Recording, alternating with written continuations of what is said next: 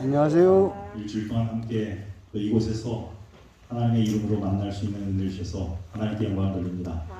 많은 분들은 아마 평생 만나기 어려운 분들인데 어쩌면 저 하늘에 가서나 만날 뻔했는데 일주일 동안 이렇게 만났습니다만 아름다운 그리스도 안에서 추억이 있기를 간절히 바랍니다. 아멘. 그곳에서 그때 좀 아는 척 해주시면 좋겠는데 마스크를 쓰셔가지고 저는 여러분 잘 못 알아볼 것 같아요. 그때 만나시거든 마스크 쓰고 만나셔야 조금 알아볼 수 있을 것 같습니다. 반을 이렇게 가리고 그때 있었다고 이야기해 주시면 그렇다 그러시냐고 그래서 반갑게 인사 나눌 수 있을 것 같습니다. 지난 한 주간 동안에 우리가 잘 알고 또 우리가 잘 안다고 생각하고 또 우리 함께 있다고 생각했던 하나님의 여러 모습을 살펴보았습니다.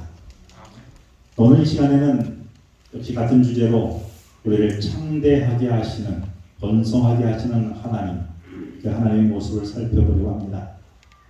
한 나라의 희망을 이야기하는 지표 가운데 한 가지가 뭔가 하면 출산율을 보면서 그 나라가 희망이 있는지 희망이 없는지를 살펴봅니다. 안타깝게도 우리나라에는 지난 70년대 이후에 점점 출산율이 줄어들고 있습니다. 이제는 한 명대가 무너져서 한 명 미만을 유지하고 있다고 합니다. 이 출산율이 저조한 이유는 미래가 없고 미래에 대해서 희망이 없다라고 불확실하다고 생각되어 그리고 오늘 살아가는 현실이 녹록지 않아서 그들의 불안한 마음을 우리 후세들에게 주고 싶은 마음이 없어서 이런 마음들이 간접적으로 표현된 거라고 이야기합니다. 오늘 성경 말씀을 통해서 현실이 불확실하고 암담한 미래를 가졌던 한 사람을 여러분에게 소개하려고 합니다. 하지만 그의 인생이 우리가 보기에는 매우 암담해 보이고 불확실해 보이고 답답해 보였는데 그런데 그 사람은 그렇게 생각하지 않았습니다. 어떻게 그가 그의 인생의 전환점을 맞이하고 또 그렇지 않은 그런 현실 속에서 그렇지 않게 산 이유가 무엇이었을까? 함께 절망 가운데서 어떻게 창대한 삶을 살았는지를 살펴보려고 합니다. 먼저 성경 창세기 41장 41절의 말씀을 같이 읽어보도록 하겠습니다. 함께 읽겠습니다. 시작. 바로가 또 요셉에게 이르되 내가 너를 애굽 온 땅의 총리가 되게 하노라 하고. 창세기 41장은 오늘 본문에서 이야기하고 싶은 주인공은 방금 본문에서 이야기한 대로 요셉의 이야기입니다.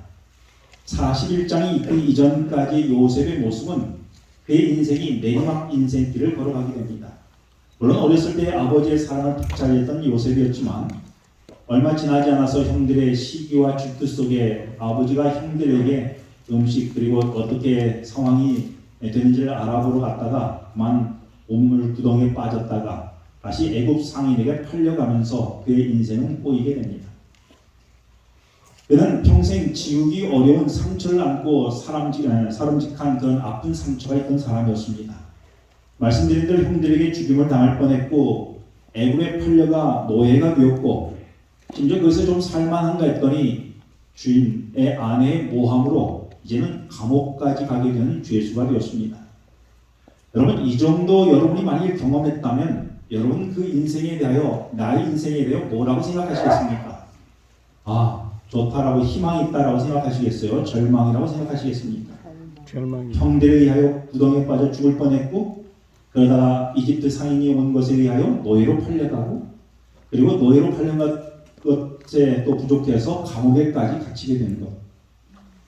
그런데 이런 모든 역경 시간을 통과하고 요셉은 지금 오늘 본문에서 보면 그의 미래는 매우 좋은 세월을 앞두게 되었습니다. 앞으로는 국무총리로 살아갈 시간만 남아 있습니다.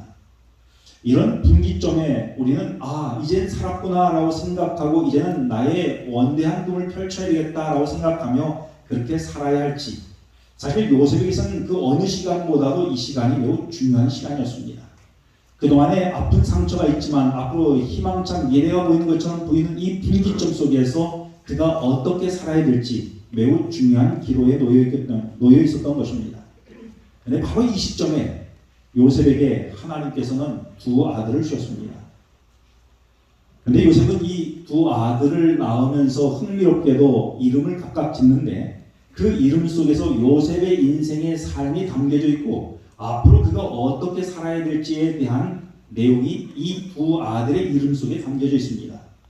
바라기는 오늘 제목에 창대하게 하신 하나님의 은혜를 경험하기 위해서는 오늘 이 시간, 우리가 안식이 시작하는 이 시간에 여러분도 요셉과 같은 바로 이 분기점의 두 아들을 낳은 것처럼 바라기는 여러분도 인생의 두 아들을 낳을 수 있게 되길 간절히 바랍니다.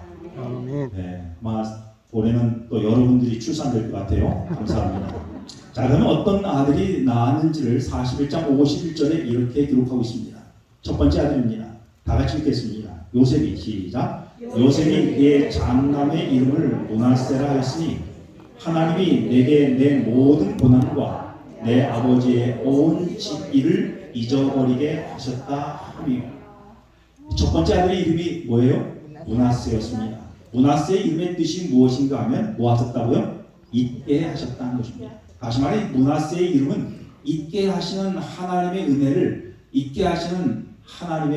경험한 요셉이 특별히 고향에서 말할 수 없었던 어려움과 무거운 상처를 안고 살던 요셉이 좀 더 정직하게 말하면 그 아픈 상처들을 뭐하고 싶었는가 하면 기억하고 싶지 않았습니다. 잊고 싶었습니다. 아픈 과거를 청산하고 미래를 향하여 가고 싶었던 것입니다. 그래서 그 첫째의 이름을 이제 창대한 그의 삶, 앞으로의 미래, 총리로서 살아가는 삶을 살기 전에 먼저 첫째 아들의 이름을 무엇이라고 듣는가 하면 잊었다라고 하는 것입니다. 잊었다라는 것입니다. 다시 말해 므낫세는 지난 과거 자기에게 아픔을 줬던 많은 이야기와 사건들 속에 하나님께서 나를 뭐하게 하셨다고요? 잊게 하셨다라는 용서를 상징하는 아들이 된 것입니다. 자유를 찾기 위하여 무엇보다도 오늘 우리의 삶을 올가매고 있는 과거의 아픈 상처들을 청산할 필요가 있습니다. 과거에 속박된 사람은 과거에 이끌려 미래로 나아갈 수 없기 때문에 그렇습니다. 과거에 매달린 사람은 현재답게 살지 못하고 미래를 계획하지 못해요. 늘 머릿속에 과거의 아픈 상처가 맴돌면 오늘 우리가 이 하루를 사는 것도 매우 힘들게 살아갈 수밖에 없습니다. 그러므로 과거에서 자유로운 사람만이 미래를 창조적으로 살아가는 새 삶을 누릴 수가 있습니다. 내 잘못과 상관없이 당한 어떤 일이라도 용서하지 못하면, 그리고 그 문제를 해결하지 못하면 그 내 마음은 바로 그 미움에 갇혀서 미움의 감옥이 되고 증오의 감옥이 되어서 그런 상태에 어떠한 일도 새로운 희망찬 일을 계획할 수도 나아갈 수도 없게 된 것입니다. 왜요? 과거의 아픈 상처가 나의 삶을 꽉 사로잡고 있기 때문에 거기서 헤어나올 수가 없었던 것입니다. 요셉이 자기 형제들을 용서하지 못하고 만일 늘 복수심에 타올랐더라면, 불태운 인생을 살았더라면 그의 인생은 어떤 삶이 되었을까요? 정상적인 삶이 되지 못했을 것입니다. 늘 이를 갈고 늘 한을 품고 그러면서 늘 편안치 못하고 행복하지 못했을 것입니다. 그리고 그의 미래는 창조적이지 못했을 거예요. 여러분, 우리가 용서하는 것이 좋다는 건 아는데 잘 용서 못하는 이유가 뭘까요? 가장 큰 이유는 손해보는 것 같은 거예요. 괜히 용서했으면 내가 억울한 것 같아요. 그런데 내가 용서하면 사실은 손해보는 것 같아 용서하지 못하지만 진짜 용서하면 손해보는 것일까요? 아니요. 어떻게 그렇게 잘하셔요? 그럼 용서 잘하십니까? 그것도 잘 안 돼요. 알면서도. 그죠? 여러분, 사실은 이 용서는 손해보는 것이 아니라 이득이 남는 장사예요. 손해가 아니라 나에게 축복으로 다가오는 것임을 우리는 알아야 합니다. 용서해야 하는 이유는 누구 때문에 용서해야 되는가 하면 나 자신 때문에 그래요. 여러분, 용서하지 못하고 잊지 못하여 가장 손해보는 사람이 누구냐면 나예요. 안타깝게도 상대방과 모든 사람은 다 잊었는데 유독 나만 못 잊어서 그 아픔 속에서 헤어나오지 못하고 있는 것입니다. 여러분, 어떻게 우리가 이 용서를 실천할 수 있을까요? 사실 이 문제에 대해서는 내가 당한 일을 나의 관점이 아니라 이 문제에 대하여 하나님의 관점에서 볼 수 있어야 합니다. 내 관점에서 보면 너무 억울하고 내가 당했다고 생각하고 손해본다고 생각하는 거예요.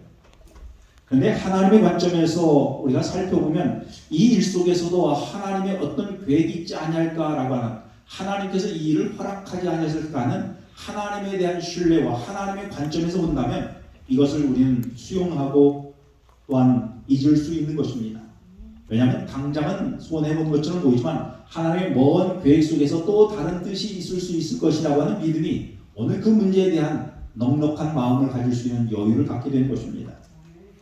그러므로 우리가 나의 관점이 아니라 하나님의 관점에서 우리의 문제를 바라볼 때에 우리는 우리의 상처를 바라보는 시선이 크게 달라질 수 있을 줄로 믿습니다. 아멘. 요셉은 나중에 총리가 되고 후에 곡식을 사러 형제들이 요셉 앞에 왔습니다. 요셉이 국무총리에 자리에 있을 때 흉년으로 형들이 양식을 사러 왔는데 이 순간 얼마나 좋은 복수의 순간이었겠습니까?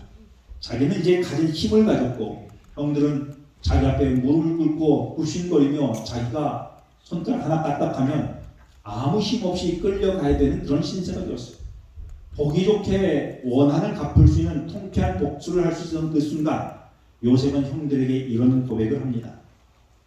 이 말씀도 같이 한번 읽어보겠습니다. 같이 읽겠습니다. 시작. 당신들이 나를 이곳에 팔았다고 해서 근심하지 마소서, 한탄하지 마소서. 하나님이 생명을 구원하시려고 나를 당신들보다 먼저 보내셨나이다. 요셉은 그가 형들에게 당한 그 고통을, 때로는 보디발의 아내 모하브에 감옥에 갇혔던 그것을 그는 자기의 관점에서 보지 않냐고 하나님의 관점에서 보았습니다. 하나님의 어떤 관점에서 보았는가 하면 하나님께서 우리의 가족을 구원하시기 위하여 하나님께서 아브라함에게 약속하셨던 한 민족을 이루겠다고 하는 그 약속을 이루시기 위하여 하나님께서 형들을 통하여 나를 미리 보내셨다는 거예요.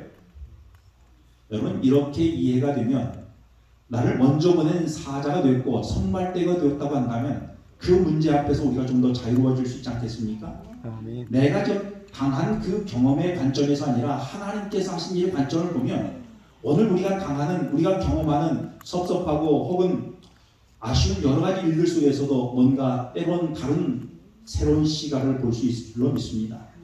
때론 이곳에 많은 분들이 또 우리 입원하신 분들은 간혹 그런 생각을 해보셨을 거예요. 왜 나에게 이런 고통과 질병이 왔을까라고 하는 생각을 가질 수도 있을 수 있습니다.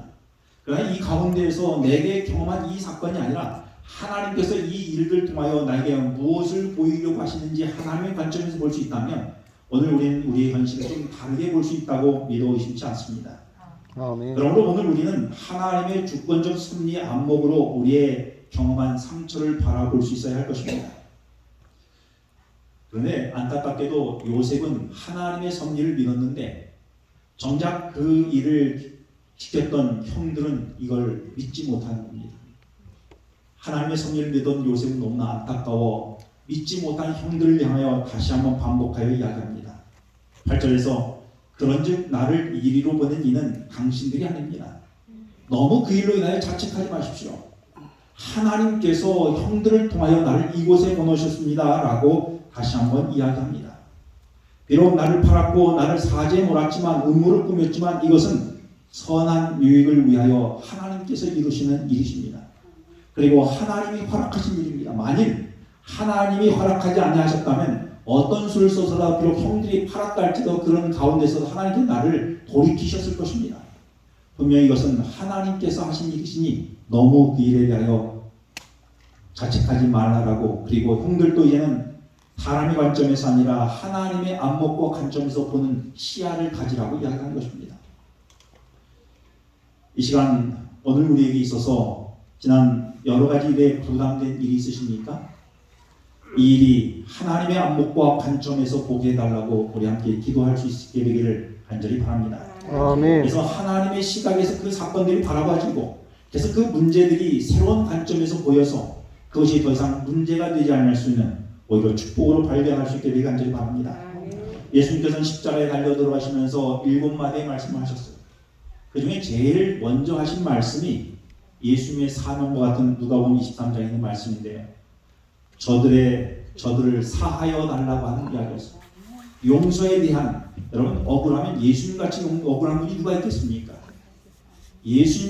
그러나 예수님조차도 자신들에게 그렇게 한 사람들이 향하여 자기가 하는 것을 알지 못한다며 그들에 대한 용서를 위하여 기도의 1000마디를 그분은 7마디 가운데 베푸셨습니다. 그분의 조건 없는 사랑에 용서를 받은 사람은 이제 용서를 실천해야 하는 것이죠. 그래서 예수님은 기도문을 가르치시면서 우리에게 이렇게 기도하지 않습니까? 우리가 우리에게 죄 지은 자를 사하여 준 것 같이. 여러분, 이 일이 가능한 것은 내가 하겠다고 해서 되는 것이 아니라 오늘 모든 문제에 대하여 나의 관점이 아니라 하나님의 관점에서 바라볼 때에 이 일이 가능한 것입니다. 하나님께서 어떤 메시지를 주기 위하여 이런 일들을 베푸셨는지를 하나님의 관점에서 바라볼 수 있다면 이 일이 가능해진 것입니다. 우리는 하나님께 그래서 기도하는 것은 이 일도 우리가 스스로 되지 않게 뭐 해달라고요? 용서하게 해달라, 이해하게 해달라고, 그리고 축복하게 해달라고 기도해야 할 것입니다. 용서할 힘이 없고 축복할 힘이 없으면 그렇게 하게 해달라고 우리는 기도해야 돼요. 여러분, 오늘 우리의 시선에, 우리의 마음속에 여러분 용서하기 힘든 대상이 있습니까? 때로는 그 사람이 아내일 수도 있고 남편이 될 수도 있고 때로는 부모가 될 수도 있고 때로는 자식이 될 수도 있습니다. 매우 가까운 곳에서 오늘 우리의 마음에 큰 아픔과 상처를 준 대상이 있을 수 있습니다. 때론 직장에서, 때론 사업의 파트너일 수도 있습니다.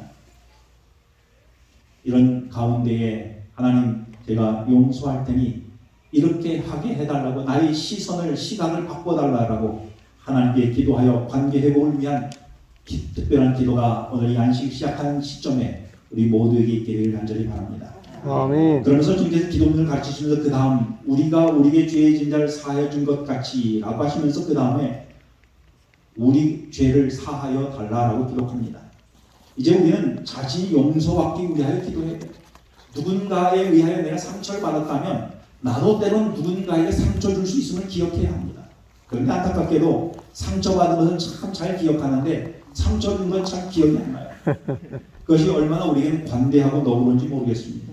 그러므로 내가 누군가에게 상처를 주었다면, 문제를 일으켰다면 그 문제에 대하여도 용서를 구할 수 있는 새로운 시각을 갖고 바라볼 수 있는 은혜가 우리 모두에게 있게 되기를 간절히 바랍니다. 아멘. 그러므로 므낫세의 경험은 용서의 경험, 그래서 이즘의 경험이 므낫세의 경험입니다.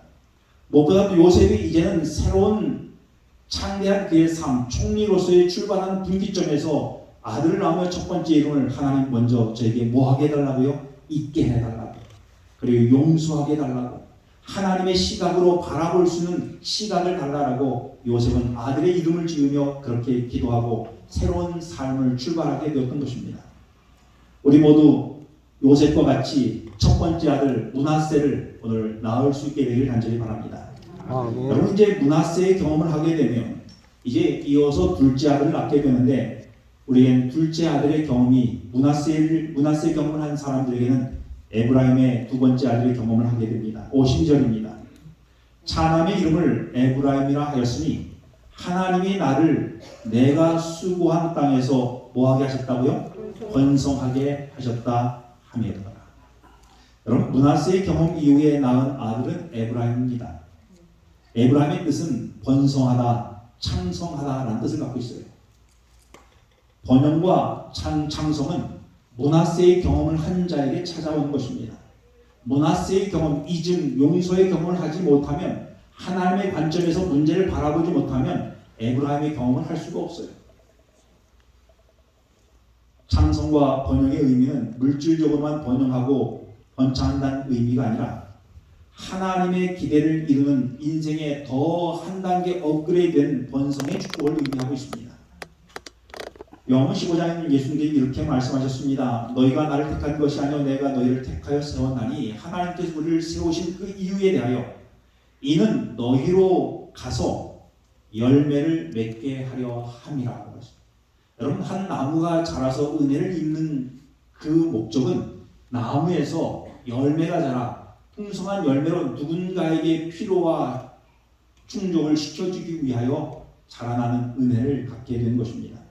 그러므로 많은 영적인 열매가 우리의 삶 속에서 맺힐 때에 오늘 우리의 인생은 복의 근원이 될 수가 있고, 이 축복은 나 혼자 누리는 것이 아니라 누군가에게 나눌 수 있는 넉넉한 축복으로 이루어지게 된 것입니다. 주로 우리는 번성하거나 축복받았다라는 의미를 뭐로 해석한다면, 내가 따뜻한 집에서 자고 내가 배불리 먹고 내가 편히 자는 것으로 한정짓는 경우가 있는데, 하나님께서 말씀하시는 축복의 목적과 그 이유는 나 하나로 만족하지 아니하고 열매가 맺혀서 주위의 이웃들에게 풍성하게 넘쳐 흘러나가도록 하는 것이 하나님께서 말씀하시는 번영과 번창의 의미인 것입니다. 하나님께서 오래전 이스라엘 백성, 하나님의 백성들을 부르시면서 제일 먼저 아브라함을 부르셨습니다. 그리고 아브라함에게 이렇게 말씀하셨습니다. 너는 복의 근원이 될지라. 하나님께서 아브라함을 부르시면서 갈대아 우르를 떠나 하나님의 축복의 사람으로 부르셨지만 그 복을 아브라함 혼자 누리기를 원치 아니하시고 아브라함을 통하여 너는 이제 이 땅에 너희 주위의 많은 사람들에게 복의 근원이 되도록 부르셨다는 이야기인 것입니다.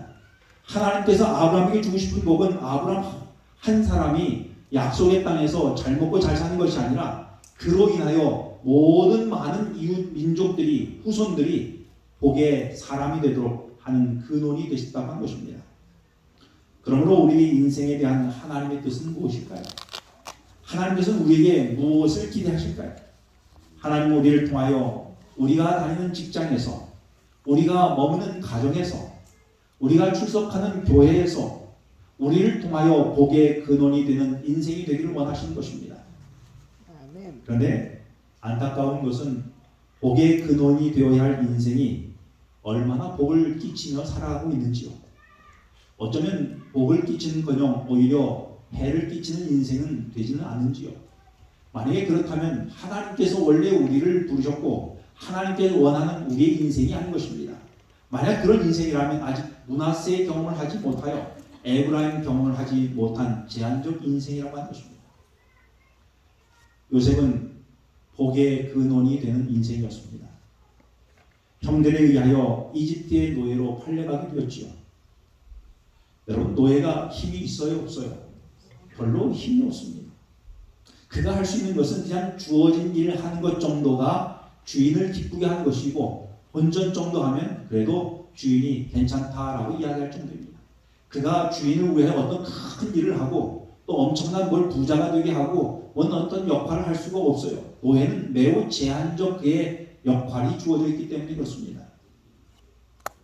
그런데 요셉이 므낫세하고 잊고 용서한 그 요셉은, 에브라임을 기다린 이 요셉은 바로 이런 요셉, 하나님의 백성은 달랐습니다.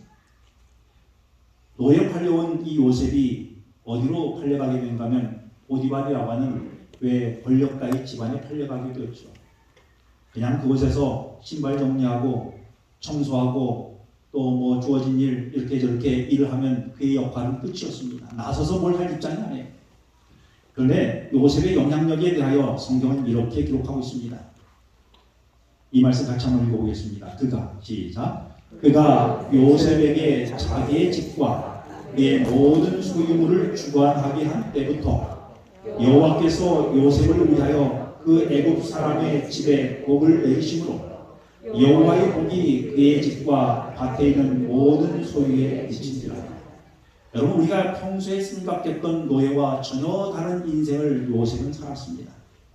요셉이 보디발 집에 갔더니 요셉 때문에 누구의 집이요? 보디발의 집과 보디발의 밭에 있는 모든 소유가 복을 받았다는 이야기예요. 한마디로 간단하게 이야기하면 보디발이 요셉 때문에 먹고 살았다는 이야기예요. 여러분, 원래는 이 노예가 주인이 주는 밥 세 끼 먹는 것 정도, 그거 주는 것만 해도 감사해요. 자기의 수고한 노동은 뒤로 하고 주인이 밥 세 끼 준 것만 해도 감사해야 하는데 지금 상황이 달라졌습니다. 보디발이 사실은 요셉 때문에 먹고 살았다는 이야기예요. 그의 밭에도 그의 집에도 많은 소유가 복이 미쳤습니다. 이유가 무엇인가요? 그 이유는 하나님과 함께한 요셉이 그의 과거의 삶을 자기의 관점에서 보지 않냐고 하나님의 관점에서, 하나님께서 나와 함께하는 인생의 삶의 관점에서 바라보아 과거를 잊고, 그래서 보디발 집에 살면서 요셉은 노예처럼 살지 않았어요. 주인처럼 살았습니다. 아들처럼 살았어요. 그러면 자기의 시각에 보이는 것이 좀 문제가 있고 주인 시키지 않았다 할지라도 주인보다 더 원초적 주인이신 하나님께서 말씀하신 대로 요셉은 사는 거예요. 하나님의 지시를 받고 사니까 주인이 시키지 않았는데 먼저 저 신발장 위치를 좀 바꿔놓고 또 뭔가 해서 주인이 시키기 전에 선제적으로 일을 하다 보니까 보디발이 시키고 싶었던 일에 먼저 한 것입니다. 그리고 평소 자기가 깨닫지 못했던 것을 요셉이 먼저 깨닫고 하는 거예요. 여러분, 이것이 노예로 살아가는 인생이 아니라 보디발 위에 계신 하나님의 자녀로 살아가는 요셉의 모습 속에서 발견할 수 있는 모습이 되는 것이죠. 그러므로 요셉은 더 이상 보디발의 노예로 살아가는 것이 아니라 보디발 위에 계시는 하나님의 자녀로 살아가는 인생이 되었기에 하나님께서 요셉을 통하여 보디발 집에 그리고 밭에 복을 베푸신 것이었습니다. 창성이라고 하는 것은 나 혼자 배불리 먹고 즐기는 축복이 아닙니다. 하나님의 축복은 흘러서 이웃에게까지 축복이 되어 넘치는 것이 되어야 하는 것입니다. 아멘. 요셉은 이런 삶을 소망했고 그런 삶을 살았습니다. 요셉에게 온 그 행복은 그가 처한 환경에서 온 것이 아니라 그의 삶의 태도에서 하나님의 주시는 행복을 발견하게 되었습니다. 여러분, 오늘 우리는 환경에서 우리의 행복을 찾기려고 합니다. 무엇이 잘 차려져 있고 또 우리의 형편이 어떻게 적어도 이 정도 되어 우리는 행복하다고 생각하지만 그것이 아니라 하나님과 함께하는 인생의 태도에서 우리의 진정한 행복을 찾을 수 있으며 우리의 창대함을 경험할 수 있을 줄로 믿어 의심치 않습니다. 아멘. 요셉은 이런 삶을 소망했고 그런 삶을 살았던 것입니다. 이웃에게 축복이 되는 인생을 살기 원한다면 그렇게 해주시는 하나님을 믿어야 할 것입니다. 요셉은 감옥에서도 그래서 불평하지 않았습니다. 노예로 살면서도 원망하지 않았습니다. 그는 감옥에서도 어떻게 축복이 될 것인가를 고민했고 그래서 성실하게 그 감옥에서도 주인처럼 사람을 찾아다니며 누군가에게 복의 근원이 될까를 살피며 살았던 것입니다. 그랬더니 간수장이 그에게 또 다른 역할을 맡기게 되죠. 그때 하나님은 마침내 그를 세상의 사람들이 평소에 높이셨지만 세상의 사람이 시각에서도 요셉을 높인 것입니다. 미국에 54세가 된 제임스 베인이라고 하는 35년 된 죄수가 있었습니다. 이 사람은 35년간 매우 억울한 옥살이를 하다가 풀려난 사람이었습니다. 9살 난 소녀를 유괴하고 성폭행했다는 혐의로 종신형을 선고받게 됩니다. 자신은 그러지 않았다고 주장하지만 그랬다는 증인도 나타나고 결국 판결은 종신형이 내려졌습니다. 베일은 이야기했습니다. 한 번만이라도 DNA 검사 한번 해봤으면 좋겠다고. 그러나 그의 요구는 무시되었습니다. 35년이 지난 세대가 많이 바뀌고 시간이 흘러서 다시 한번 그가 요청한 DNA 검사의 요청이 받아들여져서 한번 해보자고 결정이 되었습니다. 그래서 DNA 검사를 했더니 그가 범인이 아니었습니다. 무죄 선고를 받고 난 후 풀려나온 장면이 지금 여러분이 보는 화면입니다. 여러분, 그의 얼굴을 보시면서 19세의 감옥에 갔다가 청춘 다 감옥에서 보내고 54살에 풀려나왔으니 얼마나 그의 마음속에 한이 많겠습니까? 그런데 이 사람의 얼굴에서 한이 보입니까? 아니요. 자신을 이렇게 만든 검사, 경찰, 재판관 생각할수록 원통할 터인데 얼굴에서 억울함이 전혀 묻어나 있지 않습니다. 하도 이상해서 기자가 인터뷰하면서 여러 이야기하면서 어떻게 당신의 표정이 이런 표정이냐고 물었더니 이는 이렇게 말미에 대답을 했습니다. 나는 분노하지 않습니다. 내게는 하나님이 있기 때문입니다. 언젠가는 하나님께서 풀어주시리라 믿었습니다. 여러분, 오늘 우리의 삶, 분명 이 사람은 제임스 베인이라고 하는 사람은 원한에 평생 사로잡히면서 그들을 고소하고 고발하고 그들을 찾아가서 분풀이 할 만한데 전혀 원망하지 아니하고 전혀 분노하지 않는 그 이유는 하나님께서 나와 함께하기 때문에 내가 감옥에 있든 감옥 밖에 있든 나의 인생이 그렇게 달라질 것이 아니라고 이야기하고 있는 것입니다. 이 사람은 제정신이 아닙니다. 이 사람은 그리스도의 정신으로 살고 있습니다. 이것이 그는 감옥 속에서도 자유로운 인생이 되었습니다. 그 이유는 그가 므낫세를 했기 때문에 감옥에서도 에브라임의 창성한 경험을 하게 된 것이죠. 형제에 대한 미움과 복수심이 아닌 열악한 가운데서 축복을 찾고 나누는 요셉의 행복의 비밀이 여기 있었던 것입니다. 자기를 무고하게 고발한 보디발의 아내에 대한 복수심으로도 살 수 있었을 텐데 감옥에서 꿈 해몽해준 자들에게 억울함을 풀어달라고 당부했으나 그들이 잊었을 때에 매우 참 싫은 소리 한마디 했을 텐데 그러나 그렇지 아니하고 복수로 그의 인생의 권력을 휘두르지 않고 그는 자유롭게 살았습니다. 그는 어디 있든 무엇을 하든 오직 한 가지 하나님의 축복의 도구로 살기로만 결심했던 것입니다. 그의 모든 인생을 나의 관점이 아니라 하나님께서 인도하시는 삶의 관점을 보았을 때에 그의 형편이 어떠하든 상관하지 아니하고 늘 마음속에 감사가 그의 삶에서 흘러나왔던 이 아름다운 행복의 모습은 오늘 우리가 이 세상을 살아가면서 녹록지 않은 불평하고 원망할 일이 얼마나 많이 있습니까? 그 가운데서도 우리가 행복하게 살 수 있는 창대함을 경험할 수 있는 것은 하나님께서 우리를 문화세하게 해주시는 용서하고 있게 하여 주시는 하나님의 축복의 은혜가 오늘 안식을 맞이하는 여러분 모두에게 있게 되길 간절히 바랍니다. 그래서 오늘 우리의 인생이 창대함을 경험할 수 있는 과거의 아픔과 상처에 얽매이는 삶이 아니라 하나님 주시는 창대함을 맛볼 수 있는 우리 모두 에덴 영원교회 모든 가족들이 간절히 바라면서 말씀을 마치겠습니다. 기도하겠습니다.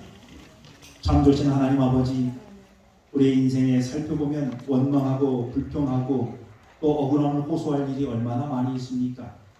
그러나 우리 인생이 그것에 얽매여 살지 않게 하여 주시고 오늘 우리에게 삶에 문화세하게 하여 주셔서 우리의 아픈 상처들 때론 여러 미움과 원망의 그런 순간들 다 잊게 하여 주시고 이런 모든 문제를 우리의 관점에서 아니라 하나님께서 이루실 원대한 꿈과 비전의 관점에서 바라보게 하여 주셔서 넉넉하게 문화세 할 수 있도록 도와주시옵소서. 이런 문화세의 경험을 통하여 하나님이 약속하신 에브라임 창대함을 경험하는 우리 에덴병원 교회 모든 가족들도록 축복하시기를 예수님의 이름으로 기도합니다. 아멘.